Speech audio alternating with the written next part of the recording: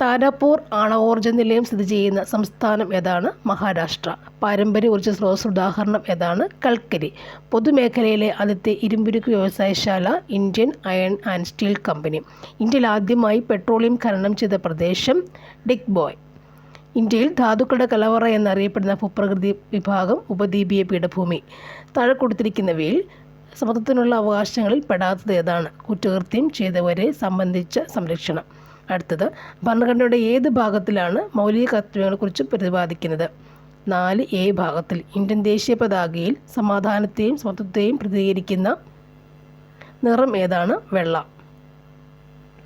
1950 ജനുവരി 24 ഭരണഘടന നിർമ്മാണ സഭ ജനഗണമനയുടെ ഏത് ഭാഷയിലുള്ള പതിപ്പിനാണ് അംഗീകാരം നൽകിയത്? ഹിന്ദി. ഇന്ത്യയുടെ ദേശീയ ഗീതം വന്ദേ മാതരം. ദേശീയ മനുഷ്യാവകാശ നിയമം പാർലമെൻറ്റ് പാസാക്കിയ വർഷം